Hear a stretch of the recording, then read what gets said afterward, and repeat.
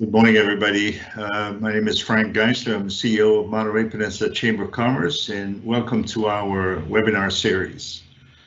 As we know, the world economy has stopped abruptly since about mid-March, and this pandemic has affected all of us without exceptions. So here at the Chamber, our mission of the Monterey Peninsula Chamber of Commerce is to support member success and also to promote the regional economy. So in this light, our goal today is to bring you some practical steps to confront the crisis and also to prepare for the recovery. We've invited some speakers today who will talk about their areas of expertise. You will see Michael Tilson, President of Carmel Business Sales, who will give you some survival advice in times of crisis. We've invited Jennifer Kuyper, Senior Relations Manager with Pacific Valley Bank, and she was supposed to give you a review on how to deal with loan access and funding opportunities. Because of the current situation, she won't be able to be here today because she is taking a lot of time in helping her clients. But in her place, we'll have a volunteer by the name of Mark Kelly, who is a chamber member and has had a lot of experience with loan funding. And so he will step in at the last minute. Thank you very much, Mark. Also, we have Michelle Stanford, who is an HR consultant with TPO, the HR experts, and she will cover areas of concerns for every organization with employees. This will take about an hour at the most. The session will be recorded, and all along you will have the opportunity to ask questions by clicking on the right-hand side of your screen. At the conclusion of the session, you will receive a link to it in your inbox, and it will also be posted on our website, montereychamber.com. This webinar is done in conjunction with the help of Rain Technology Solutions, and our board chair is Aaron Waters. So thank you for your help and your assistance. At this stage, at this time, I'd like to invite Michael Tilson, President of Carmel Business Sales, to address you with the topics that he has. Michael? Thank you, Frank, and good morning, everyone. So we're in a really unusual time, so I appreciate everyone attending, and I hope to provide some helpful information and start a dialogue among us because we're all in this together. I'm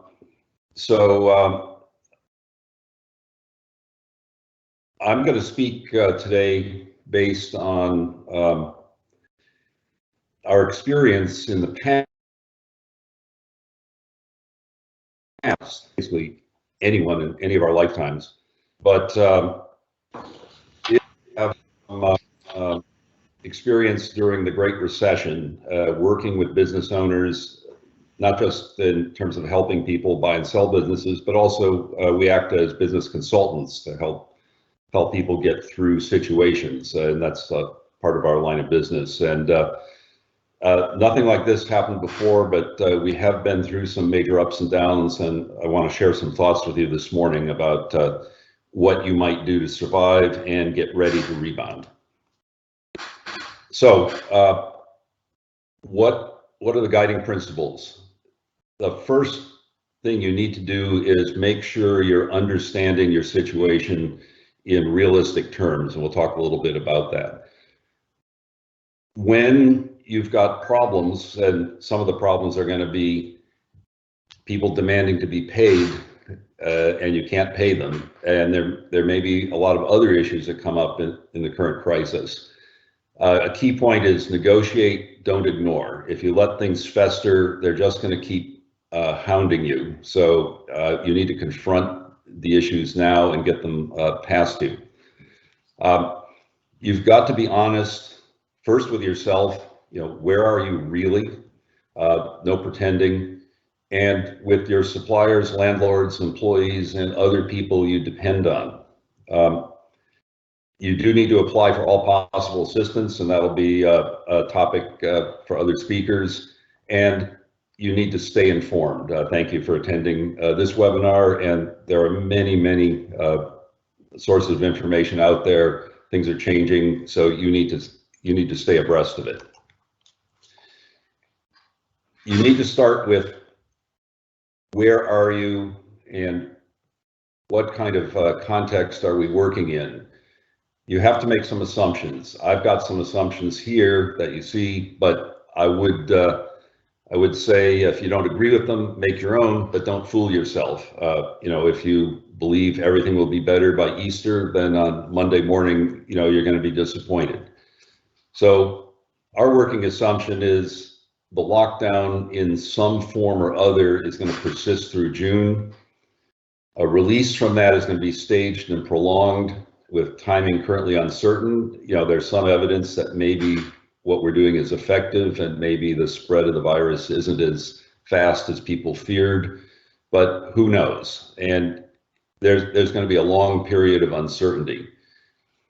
We do have a massive stimulus program that's going to save us from another Great Depression, but it's certainly not going to prevent a recession. We're already deeply in one. And our assumption, which we hope is good and hopefully maybe will be better, is by late this year, there'll be some bounce back and 2021 will be a recovery year. So you have to have your assumptions in your mind for your business planning and pick some that are believable and work with that. So what does it mean to you?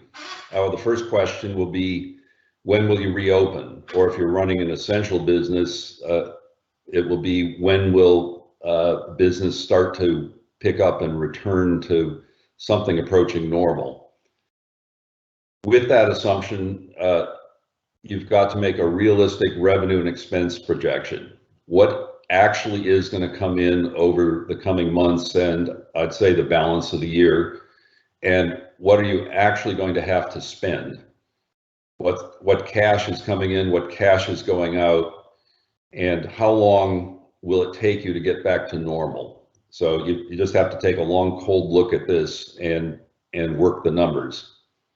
And for most people in most businesses, there's going to be a big shortfall from what would have been normal. So what has to happen to make you survive the shortfall?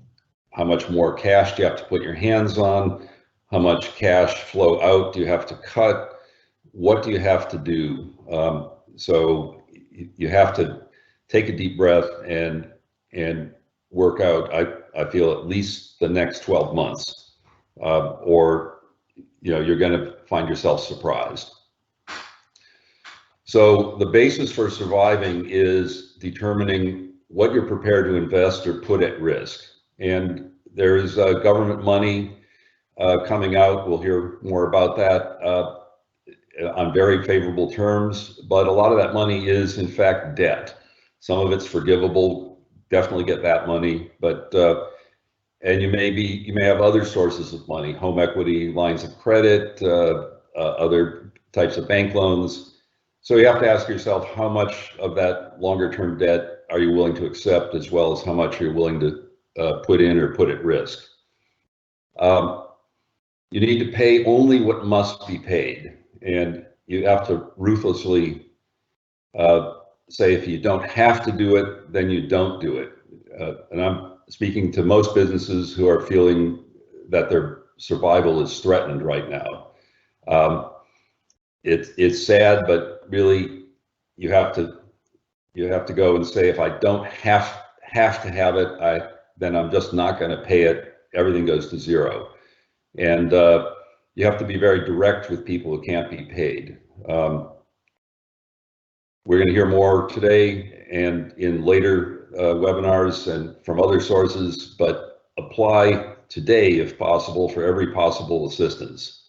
And the last thing, I'm not going to talk a lot about this, but we have to acknowledge that we're all challenged here, not just financially, but those financial and business challenges and personal challenges, have a physical and emotional impact on all of us. I think it's important for people to take a break sometimes, try to get under control, do your daily exercise, social distancing, of course, but try to chill out, turn off the news from time to time. To get through this is not just a financial and business planning task, but also, a personal challenge. And so we need to acknowledge that. I'm going to take a 30-second sidebar here because this is an area of our expertise.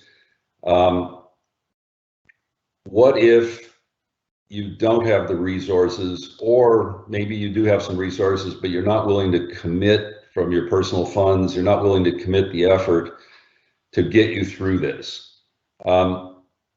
Then it might be a viable alternative to consider selling your business. And we're in very weird times now. There's a lot of pluses and minuses to what you might be able to do, but I'm only going to leave you one thought here. If that's the answer you come to, you need to act sooner rather than later. If you're going to be, the sheriff's coming next Monday and they're going to put locks on the doors, you won't have anything to sell. So that's all I'll say about that. And no matter what you're doing, you still have to continue with all the survival steps until you execute on a plan like that. So let's continue now with survival steps. There's the revenue side and the cost side. So let's chat about revenue. I happened to see a favorite restaurant of mine, and they've opened up an essential pantry business as well as takeout. So they're offering goods that are essential, and I think they've got their hands on some things that are maybe hard to find somewhere else. There may be other things you can do if your business is in the non-essential category. Are there things that you have the capacity to do that would gain you some new customers or some additional revenue? If you're shut down, you might as well spend some time and effort on doing things that might bring in revenue. If you have inventory and your store is shut, there may be online sales efforts you can do. It's not the same as setting up a full web presence in a store. Maybe you can move inventory on eBay. I'm just tossing out ideas. Each business owner may have other ideas, but look for things that can be done that might be different than you're doing, that may be better than being shut down. Some people are doing additional offerings, like many restaurants are switching to takeout. They're probably not making money at it, but it might be helping them retain customers, and it might be helping them retain some employees and keep going. I will say, if you're in a survival situation, if you're not looking for new initiatives that are going to consume cash, if it's going to add to your cash deficit, then my recommendation would be skip it, but do consider these things. Key part here is negotiation. You need breathing space. You can't have everyone on your back asking for money. You've got landlords, you've got various suppliers and service providers, and you have to put them in two groups. The ones where, if they don't cooperate with you, if they're not providing what you need from them, then they can put you out of business. And then the other group is everyone else. So in group two, you need to be humane, do what you can, remember those people are in the same boat you're in. But really, if they're in group two, you can't pay them unless you're able. So focus on group one and tell people in group two, I'll pay you when I can, but that might not be for a long time. Stay focused on just what you have to do. Negotiation is key in these situations. I'm going to go through landlord negotiation, some ideas. All other negotiations with, product vendors, service providers, and so on, have similar principles. The details differ. So I'm using landlord negotiation because 99% of businesses have a landlord, and that's going to be an issue for almost everyone. But the principles remain the same for other negotiations. Key point: you need to put yourself in the shoes of the person you're negotiating with. So your landlord's hurting also. A lot of people are not paying rent, yet the landlord has to pay their mortgage, their debt service, they have to pay their taxes, they have to pay insurance, they have to pay maintenance on the building. And their situation has been negatively impacted just like you. Landlords are almost always in that first group of people who could put you out of business. So if you don't have a premises and/or they've seized your furniture, fixtures, and equipment, and most likely you don't have a business. So you are going to have to deal with your landlord. You are not powerless. So usually the landlord is totally in the driver's seat. If you're not paying rent, you're going to be out of there soon in a normal economy. So in this situation, you do have some power, and I'm going to give you some points here of how you might have some power. The landlord probably in most cases is going to be thinking, I'd like to keep a tenant who's been paying rent, who will pay rent in the future. In today's situation right now, it's very, very hard to find replacement tenants. Who's starting a business, who's expanding, who's moving? Not many people. The landlords currently have limits on evictions in most jurisdictions, and those limits are likely to be extended, so they can't toss you out on short notice anyway. The rent you're paying is probably now above market, depending on your lease. Based on what's happening, rents are certain to drop. We're in a major recession now. I'm not an attorney. I just know people are talking like this. So I'm just tossing some ideas out there. There's a concept called force majeure, which basically says there's acts of God that invalidate contracts because nobody could have predicted what's happening. And maybe that will be an element of a tenant defense for not paying rent for a while. Maybe under the terms of your lease, your premises are actually unfit to occupy, and therefore you shouldn't pay rent. After all, you're under government order not to use your premises. Who knows if these kind of defenses work? People are chatting about them. And the point is, a landlord has to be thinking, if it comes down to a fight, maybe a tenant can drag it out for a year before the landlord can evict you. Now, that last slide was fighting words, and the point here is negotiate, don't fight. Really, you want to come to terms and then be able to move on without conflict. So some principles to keep. If you can't pay, you have to say so. And this applies not just to landlords, but to everyone. Don't make promises you can't keep. People put people off and say, well, I can't do it this week, I'll pay you next week. Well, you know what? If you can't pay for 3 months, do you want to really take a call 8 days from now asking again, well, where's my money? You said it was coming yesterday, right? So be direct, be honest, and it will save everyone a lot of effort. Another negotiating point is if you don't ask, you won't get. So figure out what you need and ask for it. Do you need the rent forgiven until the lockdown ends? Do you need a rent reduction through the balance of the year? If you don't ask for it, you're not going to get it. And then this is an emotional situation for you.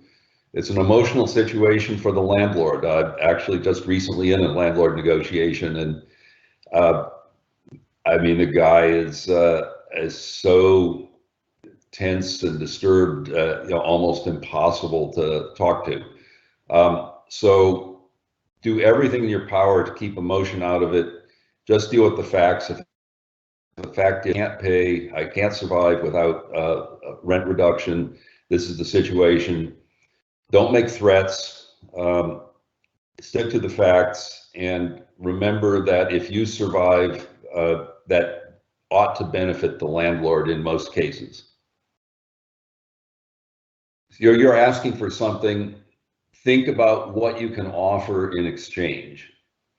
So these are just a few ideas that you might use. So the landlord, if he keeps you as a tenant, and you survive for the next 12 months, then the landlord will return to full rent under your lease, which quite likely will be above market for the conditions in the coming months.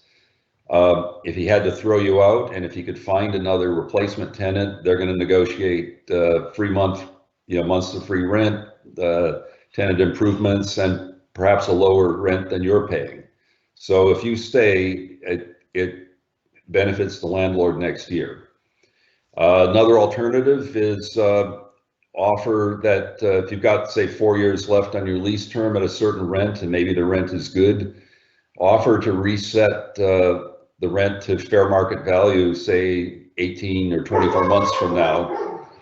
And that will maybe give the landlord some upside during the recovery. Another alternative, under some shopping center type leases, businesses pay a base rent and they pay a percentage of their revenue, whichever is higher. So the landlord participates and gains more rent if the business is doing really well. You might offer to add that to your lease, so that if the landlord stands with you now and you are really prosperous in future years, then the landlord will get more. And that should be something you can afford to do. And for all of these things, promise only things that you will be able to do if your business returns to prosperity. And let me say, when your business returns to prosperity. And then finally, you will hear some more about the Paycheck Protection Program. Assuming you get that loan and you get funded, you will have the opportunity to pay 2 months of rent, and that rent will be forgiven, and that's basically a gift from the government to you so that you keep paying payroll and rent. So tell the landlord, as soon as you get that, you have applied, and as soon as you get it, you will give him 2 months of rent. It's a gift from the government. It's a stimulus. It's a good program, and take advantage of it. Offer it to the landlord.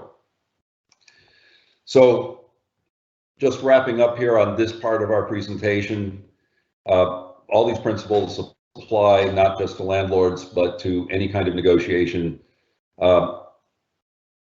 First and foremost, be honest with yourself so you know where you really are, and then be honest with everyone you're dealing with. It will really save you a lot of heartache. You have to do what you need to do, and you're going to make tough decisions. You're going to lay off employees. You're going to not pay people who have provided you good products and good services. You have to do what you have to do. This is a survival situation. Do it. While you're doing it, try to treat your customers, employees, suppliers the way you'd like to be treated. Be as humane as you can, be as direct and honest as you can, be as understanding as you can. You're forced to do bad things, but do it as humanely as possible. Put yourself in their shoes, and sign up for every possible stimulus and aid option that it's feasible for you to sign up for. Don't be proud. Don't say that I've never taken a handout. If you qualify for something, take it. Cash is king. Cash is the key to survival. If somebody will give you cash, take the cash. And lastly, you are participating in this session, so you're looking for information. Participate in other sessions from other organizations and from the chamber in the future. Read. Stay informed about the programs that can benefit you, because these things change every hour. So with that, thank you all for listening, and I'll turn it back to Frank. Thank you very much, Michael. It's for sure very informative, and all the steps that you're showing here are sure to benefit a lot of people. So thank you very much for that. I want to remind everybody that you can ask your questions and put this on the right-hand side of your screen, and then we'll take a look at those questions at the end of the session. So at this stage, I'd like to invite Michelle Stanford from TPO to come and talk about specifically the questions that every business has that has employees, every business or organization that has employees, and that is in this crisis mode. So Michelle, the floor is yours. Please proceed. Michelle Stanford, okay. TPO. Frank, thank you so much for the invitation and also the opportunity to chat with folks this morning. So what I want to cover with you is that out of all of the relief efforts that have been passed our way, there's two in particular in which they have HR considerations for employees within your business. They include first, Families First Coronavirus Response Act, and then the CARES Act. And so when we consider today's topics on the next slide, the items I want to cover with you first starts with the actual definitions. What I'm finding is that even as an HR professional, and also what was mentioned earlier, is that the information and data is changing daily. This stuff is fluid. It is not static. And so I think the best way for me, is even as a professional, to get any kind of sanity around all of the information is to first start with the basic definitions. And so we'll cover that with you. I also want to provide you, you've seen it, I'm sure, but just again to highlight, what are the qualifying reasons for emergency paid sick leave and an emergency paid family leave. Understanding your employee's status is very important to consider what implications go along with that. So we're going to touch on that a little bit today. And also with the CARES Act, they also included a federal pandemic unemployment compensation benefits. So I want to touch on that as well. We'll also spend a minute or two on the small business exemption, as that's an area that we tend to get a lot of questions from our members and clients. I have a few Q&As that I pulled in from some that were submitted prior to the webinar, and I'll leave you with some resources. So let's dive in and jump into the Family First Coronavirus Act and then the CARES Act definitions. And first and foremost, the Families First was enacted, or it was approved on March 27th.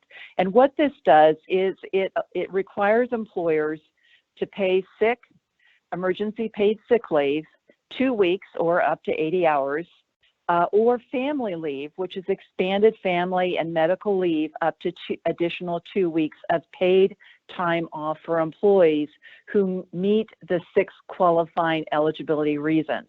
And I'm going to talk a little bit more about those definitions once I get to the next slide. And employers who pay their employees based on these 2 paid benefits, they're entitled to a refundable tax credit for the required leave up to specified limits that are contained within the Act.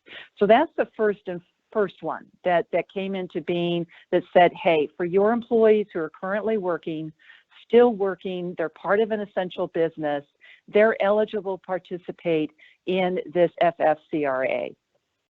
Second item is the CARES Act. Now, the CARES Act has a lot of feeds, a lot of threads. The one in particular or the areas of particular attention or emphasis for employees has to do with the employee retention credit, which is a fully refundable tax credit. It's equal to 50% of qualified wages, including qualified health plan expenses. The second one is the Paycheck protection program that was referenced earlier. And again, this offers forgivable low interest loans. And then finally, there's the federal pandemic unemployment insurance. Now, when you think about these elements contained within the CARES Act, there's a caveat. There is a requirement that you do not lay employees off, that you keep them on your payroll, at least my understanding is through the end of June.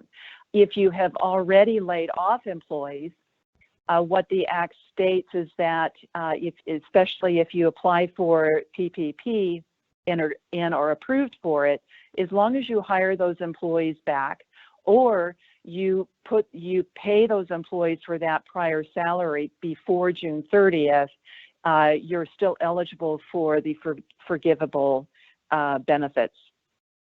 So let me keep going here in terms of, so what exactly are the qualifying reasons for leaves? What's really, really important, because this is something that gets very confusing to our members and our clients, is that individuals who are eligible to participate in the emergency paid sick leave and the emergency paid family leave are those employees who are continuing to work today. There is work available for them. There's work for them to be able to do. It does not include employees who have been laid off. It does not include employees who are on a temporary leave of absence, e.g. furlough. That's a really important distinction.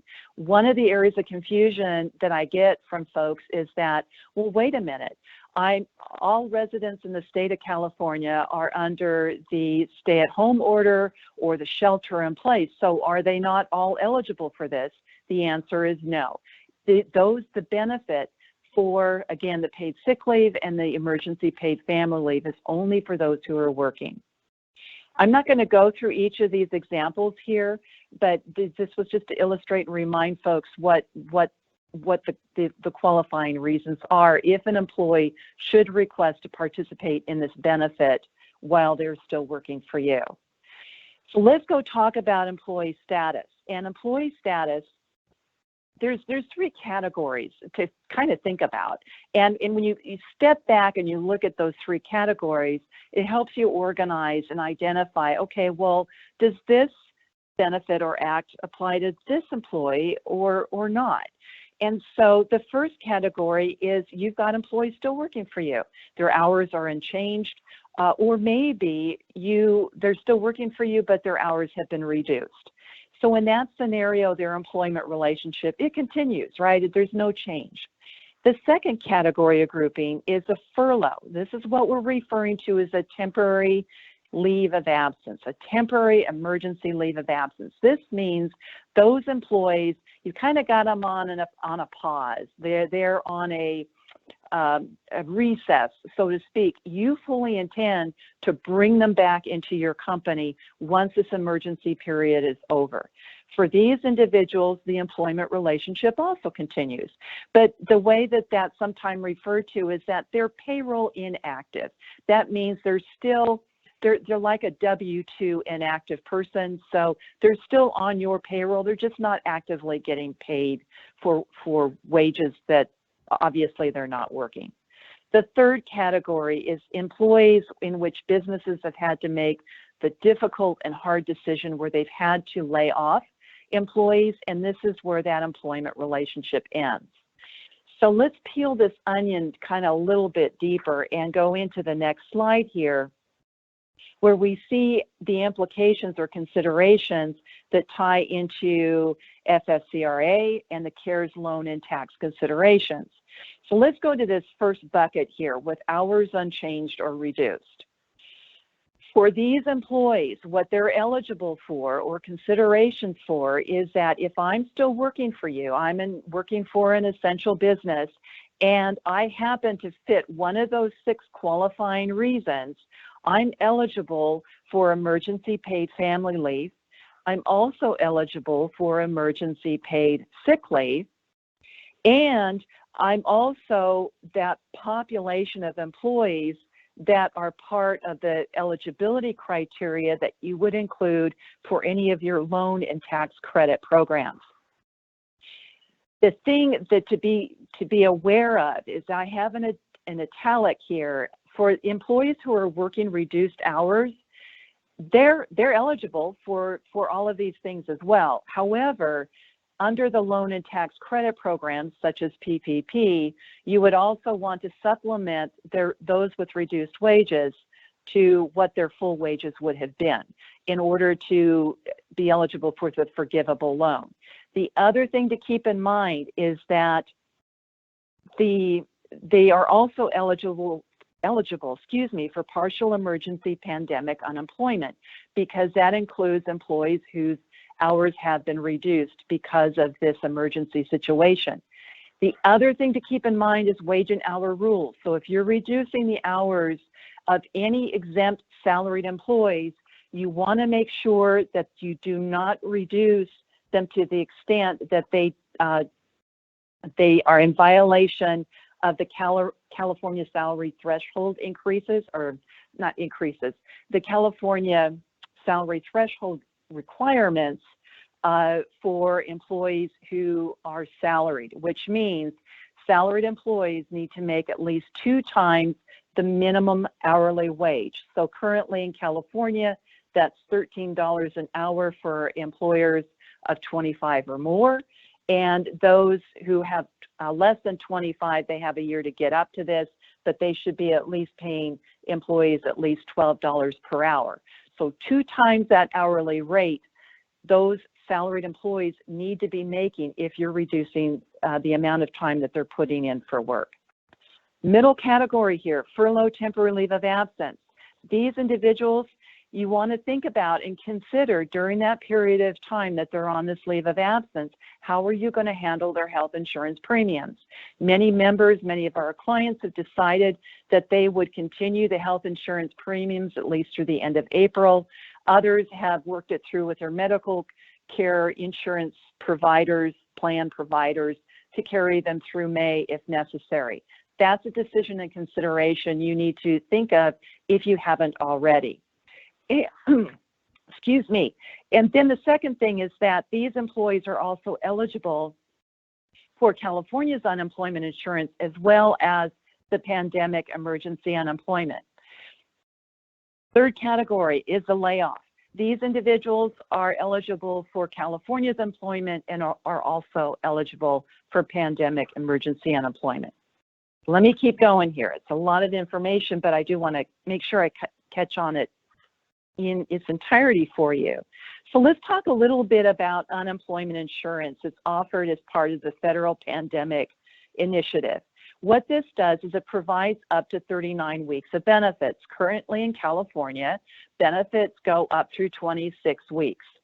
Qualifying individuals are those who are able and available to work, except that they're unemployed, they might be partially unemployed, or they might be unable or unavailable to work due to COVID-19 eligible criteria. It also includes individuals who are self-employed, those who are seeking part-time employment, and those who lack sufficient work history. Benefit payments are retroactive. I'm saying they start on or after January 27th. I'm seeing conflicting dates on that. Just note they will go retroactive as far back as January 27th based on an individual's eligibility requirements. And these benefits continue through December 31st, 2020. So there would be no additional unemployment benefits paid after that point in time. So that's the unemployment benefit. For the state of California, they are, as of an update they provided on April 2nd, they are still working through how to program this, how to administer it, process it within their system. And based on the update that they provided, they're hoping to have this live and running beginning next week.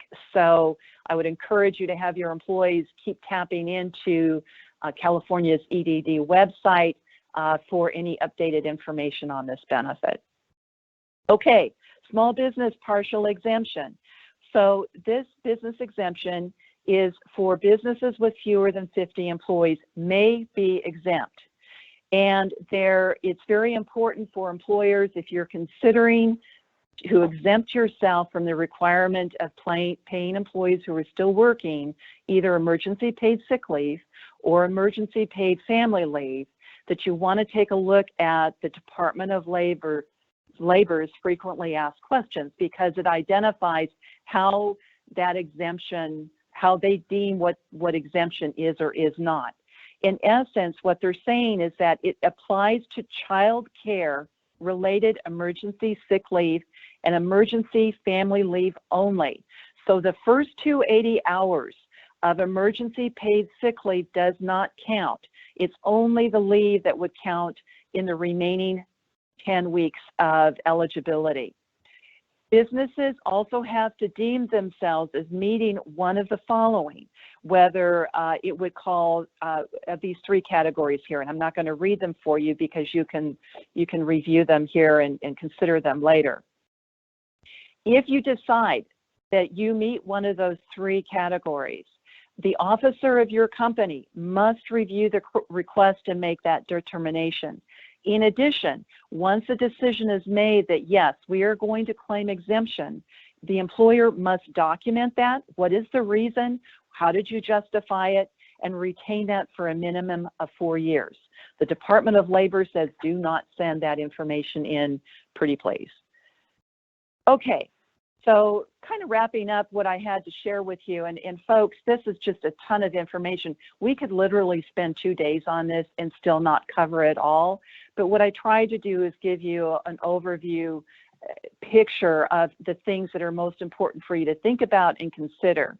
Now, on the next page with the Q&A, what I've done here is I pulled in some of the questions that were submitted prior to the webinar. There were a number of questions. These three seem to touch on reoccurring themes. And so the first one, the question that was asked, with our store being closed, there is no work for my employee to do. Do I use the Paycheck Protection Program loan to pay him to stay home? The first decision, and I think this ties into what was shared earlier, is you got to determine if PPP is the right thing for your business. Talk to your financial, your tax advisor, your loan rep. And if you decide this is the path to follow and you receive the loan under this program, yes, you would use these funds to pay those employees. Second question, if we can't bring back employees to physically work in the business, do we just pay the employees what they would have made? So again, assuming you participate in PPP, and based on current understanding, the Act allows an employer to avoid any reduction in loan forgiveness if you rehire the employees or you restore their salaries.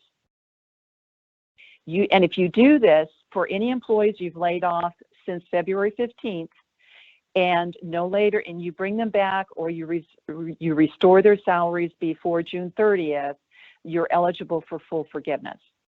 Third question, we had to close our restaurant in mid-March and laid off our employees on that date. They have since filed for unemployment. Are we supposed to rehire them and put them back on our payroll in order to qualify? To be eligible for full forgiveness, the employer would need to rehire and pay all the employees who were laid off since February 15th. If these employees have already been claiming unemployment, the employees would then notify EDD that they have now been rehired, and EDD will likely send an updated request to verify their employment status. Also, once you rehire them, you're required to complete the Form DE-34 to notify EDD that these employees indeed have been hired back on your payroll. Okay, so as a final closing thoughts, in the next slide, I've provided you with employer resource information. These are the direct links of resources that we connect into every day. It's not an exhaustive list, but certainly the ones that are, I think, rise to the top of the list. Please check those out to help answer additional questions you have.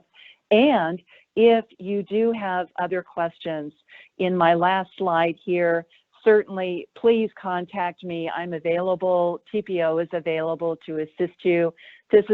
These are very confusing. They're very disconcerting. They're very worrisome. They keep people awake at night. They worry about finances. They worry about their employees. They worry about how we're going to come back up and resume, and where life has any semblance of being normal again. We get it. We're here to help. Don't hesitate to call on us. And Frank, that's it. I'll turn it back to you. Michelle, thank you so very much. It's very informative, very well covering a lot of questions that most employers have. You can continue to ask questions on the right-hand side of your screen. We will ask them at the end of the webinar. At this stage, I'd like to, in place of Jennifer, who is busy helping her clients with applications, I'm going to ask Mark Kelly to come over. Mark is an individual chamber member. He is retired, but he has had a lot of experience with financial loan applications, and I'm gonna have him sit here and give a quick overview of, loan and financial requests. Here's Mark Kelly.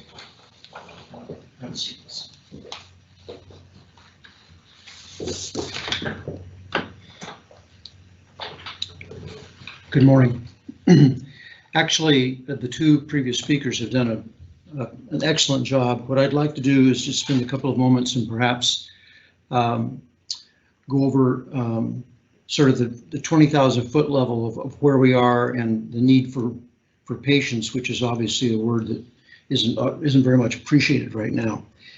But in terms of the small business relief, there's a total of $375 billion in the bill for small business relief, of which $349 billion of that is forgivable loans to small business, as was referenced just a moment ago, to pay for their employees, to keep them on the payroll. And there's another $17 billion in debt relief for new and current SBA homeowners, borrowers, and $10 billion in immediate disaster loans. The $10 billion in immediate disaster loans is the program that has probably received a fair amount of press, which is the capacity to receive up to $10,000 in an immediate grant disaster loan, immediate meaning when they can process them. And I can tell you that right now, that processing time is anywhere from 10 to 20 days or more. That also applies to self-employed and gig workers that was referred to you earlier, as does the unemployment insurance.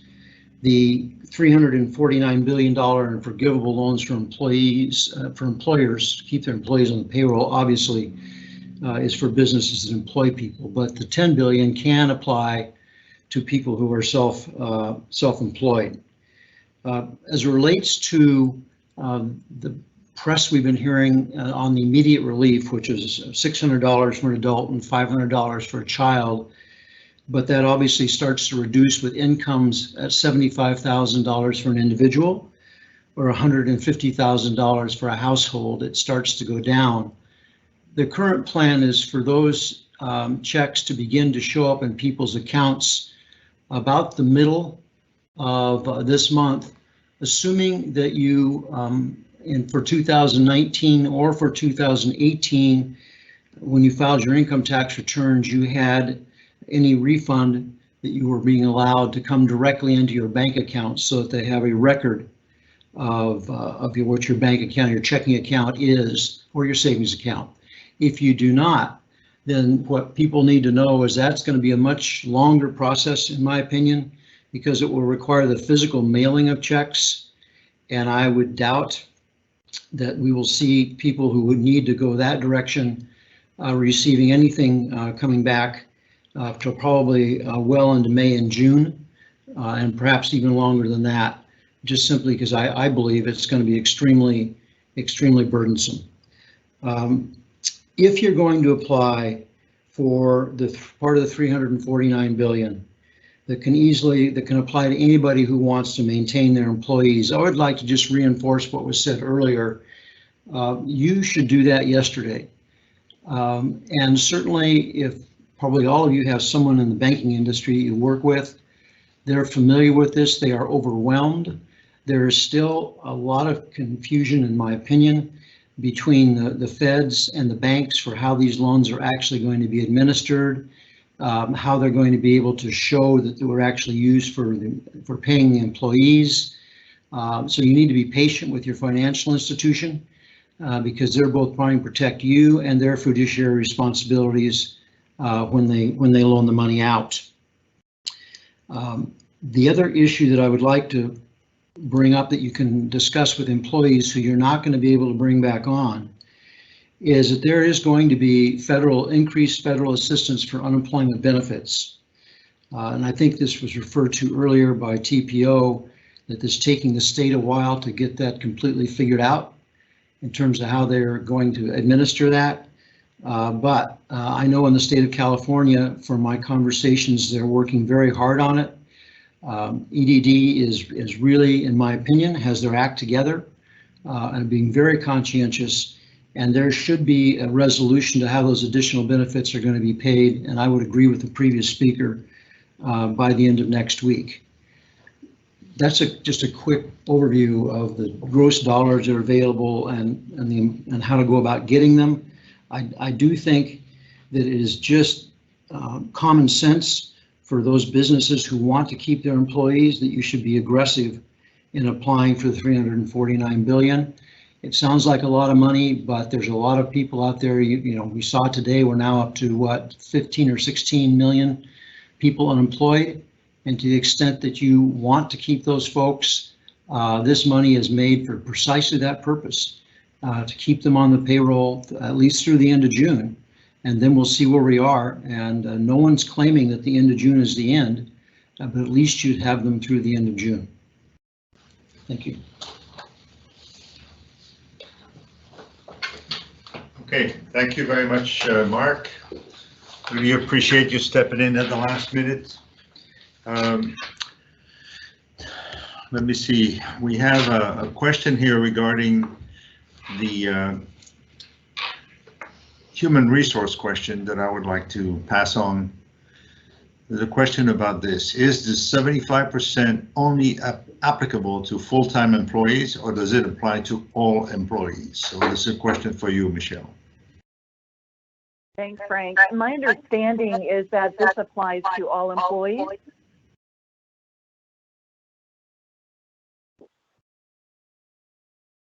So that would include your full-time employees as well as part-time.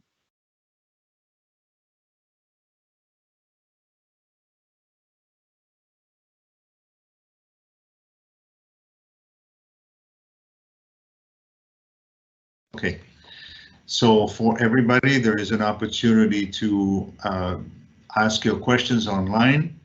We are about ready to wrap up here, and once again, this webinar has been recorded, and we will be able to send you in your inbox the link to see it again, and also it will be published on our website on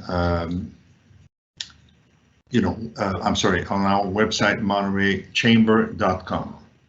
So with that being said, I appreciate again your attendance. Thank you for Michael Tilson of Carmel Business Sales. Thank you for Michelle Stanford of TPO, and also for stepping in the last moment. Thank you for Mark Kelly. Thank you again for Aaron Waters, our board chair, and Rain Technology Solutions for helping us in the background. So that being said, thank you, and then we'll see you at the next webinar series.